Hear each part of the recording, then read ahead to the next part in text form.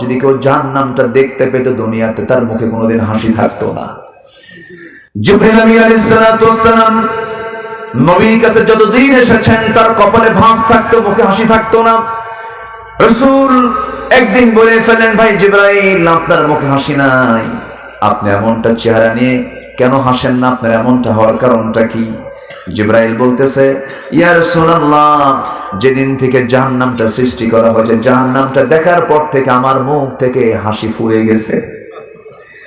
জাহান্নামটা তো এমন ভয়ঙ্কর, জাহান্নামটা তো গভীর গভীর গভীর, এত গভীর থেকে গভীরতর।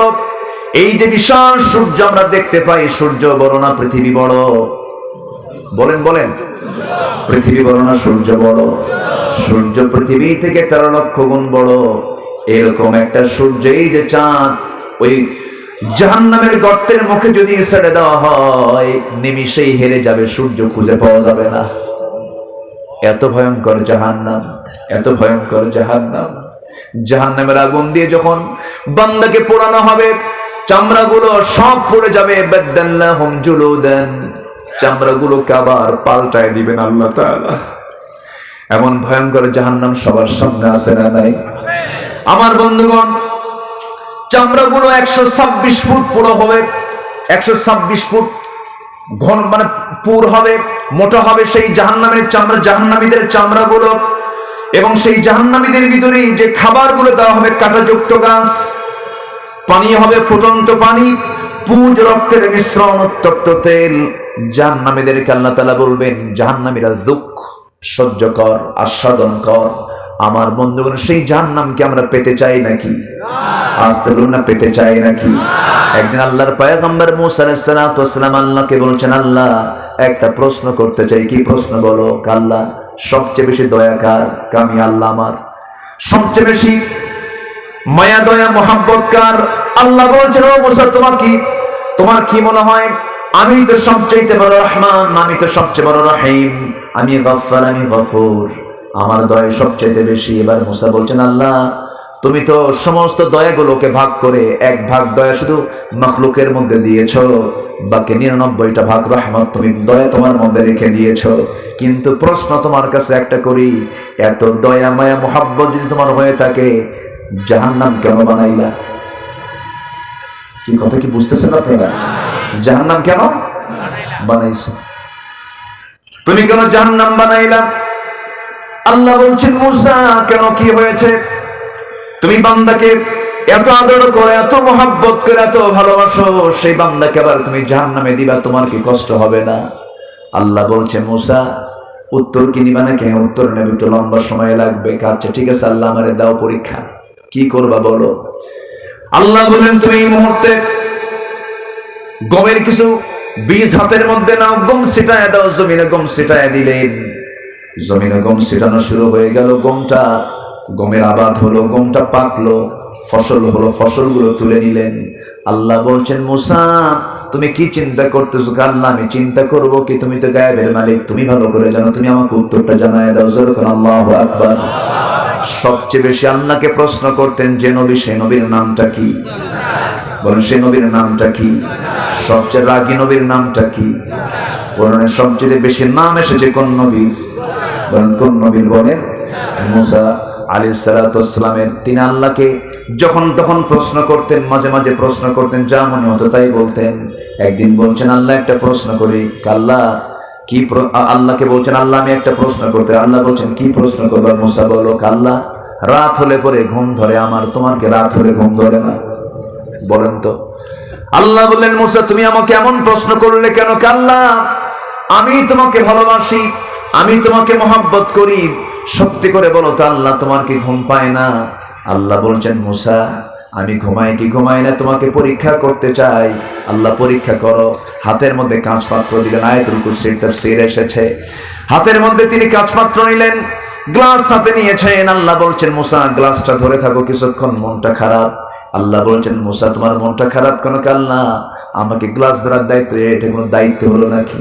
গ্লাসটা ধরে আছেন, মাঝখান দিয়ে তার মধ্যে দিয়েছেন ঘুমের ভাব। ঘুম যখন চলে আসছে, গ্লাসকে থাকার কথা না পড়ার কথা? পড়ে গেছে। বলে ফেলছেন, ইন্না লিল্লাহ। মানুষ যে ঘুমায়, চোখে ঘুমায় না কানে ঘুমায়?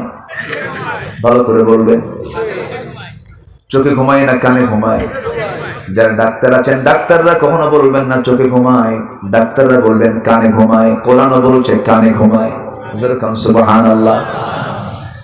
কিছু কিছু লোক যদি চোখেই ঘুমায়, কিছু কিছু লোক আছে ছায়া থেকে ঘুম পারে, আছে না? এই আছে, কিন্তু ঘুমাচ্ছে নাক ডেকে, আছে না? নাই। ঘুম মানুষের চোখে হয় না। ফাদরাবনা আলা আযানিহিম ফিল কাহফি সিনিনা আদাদা। আমি আসহাবে কাহফের সদস্য মণ্ডলী যারা একটা কুকুর সহ তারা আশ্রয় নিয়েছিল, ওই আসহাবে কাহফ গুহার মধ্যে আশ্রয় নিয়েছিল, আমি তাদেরকে 309 বছর পর্যন্ত ঘুমের মধ্যে রেখেছিলাম। এই সময় আমি তাদেরকে চোখে নয়, আমি তাদের কানের মধ্যে ঘুম দিয়েছিলাম। যেরকম সুবহানাল্লাহ। কিসের মধ্যে? কানে। ফি আযানিহিম ফিল কাহফি সিনিনা আদাদা। কান যতক্ষণ পর্যন্ত বন্ধ না হবে আপনি ঘুমাতে পারবেন না। কান বন্ধ, ঘুম ক্লিয়ার। ঘুম কি ক্লিয়ার। গ্লাস গেছে পড়ে আল্লাহকে বলছেন, আল্লাহ গ্লাস তো ধরেছি আমি, গ্লাস তো পড়ে গেছে, কেন পড়লো আল্লাহ? ঘুম কেন তুমি আমাকে দিলা? ঘুমটা না দিলি তো আমার গ্লাসটা পড়তো না। দোষ আল্লাহর উল্টা দিচ্ছে। যেরকম সুবহানাল্লাহ। এরকম করে আল্লাহর সঙ্গে মাঝে মাঝে মজা করতেন। একদিন বলছেন, আল্লাহ আরেকটা প্রশ্ন করি। কি প্রশ্ন? আল্লাহ আমার খুব শখ, আমি দেখতে চাই এই মুহূর্তে পৃথিবীর ভিতরে সবচেয়ে খারাপ লোকটাকে, সবচেয়ে জঘন্য লোকটাকে। আল্লাহ বলছেন, মুসা তুমি এই জায়গায় দাঁড়াও, একজন লোক এই দিক দিয়ে তার সন্তানকে নিয়ে যাবে, সেটাই হলো সবচেয়ে নিকৃষ্ট বান্দা আমার। দেখে ফেললেন। এবার সঙ্গে সঙ্গে বলছেন, আল্লাহ প্রশ্ন অর্ধেক করেছে আর অর্ধেকটা বাদ আছে। অর্ধেক প্রশ্ন কি? আল্লাহ আমি এই মুহূর্তে দেখতে চাই এই পৃথিবীতে সবচেয়ে পছন্দের বান্দা তোমার কাছে কে, একটু দেখায় দাও। আল্লাহ বলছেন তুমি এই জায়গায় দাঁড়াও, ওই দিক দিয়ে কিছুক্ষণ পর আবার আরেকটা লোক আসবে, সেই লোকটাই হলো পৃথিবীর শ্রেষ্ঠ একজন বান্দা, আমার পছন্দের বান্দা। কিন্তু দেখা গেল যে লোকটা সকালে গেছে ওই লোকটাই বিকেল বেলা আসতেছে, একই লোক। এবার আল্লাহকে মুসা বলছেন, আল্লাহ বুঝলাম না, যে লোক খারাপ সেই লোকটা আবার ভালো হলো কেমনে? যখন আল্লাহু আকবার। মাঝখানে একটা ঘটনা ঘটছে কিনা বলেন? ঘটছে কিনা?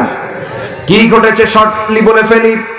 মুসা আলাইহিস সালাম যে লোকটাকে দেখলেন সকালবেলা জঘন্য লোক আল্লাহর কাছে, ওই লোকটা তার সঙ্গে একটা সন্তান সাথে নিয়ে যাচ্ছিল।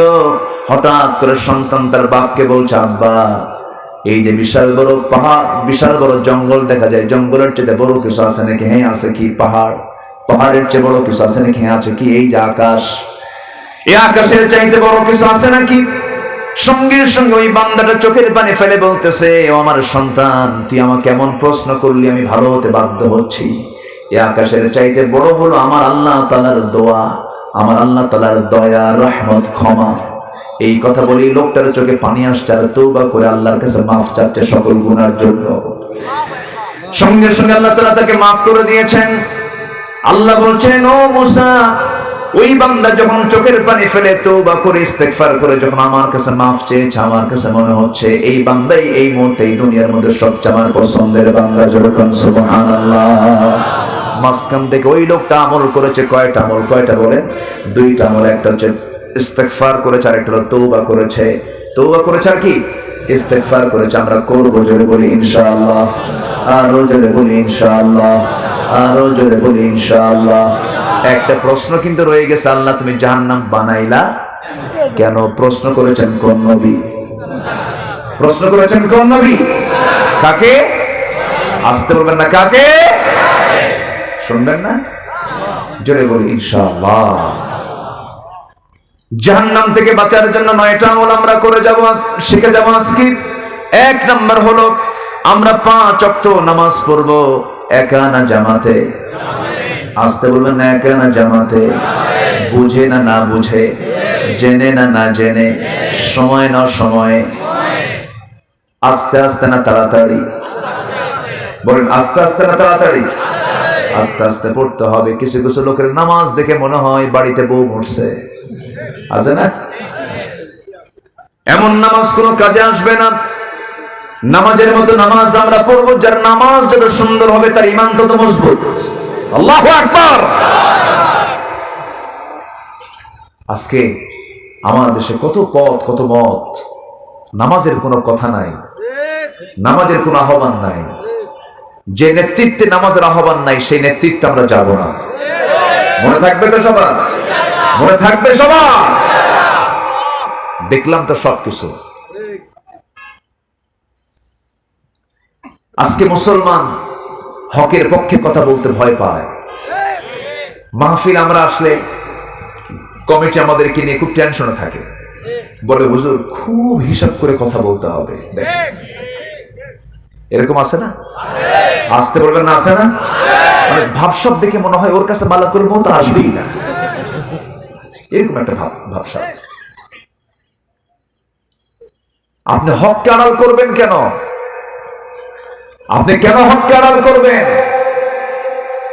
আজকে যারা মাজলুম হয়ে দুনিয়া থেকে জুলুমের শিকার হয়ে বিদায় হচ্ছে, আমরা কি তাদের পক্ষে কথা বলতে পারবো না? আলেমদের রক্ত নিয়ে যারা খেলেছ, হকের পক্ষের সৈনিকদের বিরুদ্ধে যারা ষড়যন্ত্র করেছ, টুডিয়ান টুমরো দুনিয়াতেও বিচার হবে, আখিরাতেও বিচার হবে। সেই দিন আছে না নাই? সেই দিন আছে না নাই? আল্লাহ ছাড় দেন, ছেড়ে দেন না। নমরুদ কখনো ভাবে নাই ন্যাংরা মশার কামড় খেয়ে আমার মরতে হবে। ফেরাউন কখনো ভাবে নাই এই নীল দরিয়ার পানিতে সুবান খায় আমার মরতে হবে, কখনো ভাবে নাই। কিন্তু এই নির্মম মৃত্যু হয়েছে কি হয় নাই? হয়েছে। ডাবল বুশ ইরাকের সফরে এসে সে কখনো ভাবে নাই যে আমাকে জুতার পিটন খেতে হবে। জুতার পিটন খায় নাই? খাইছে।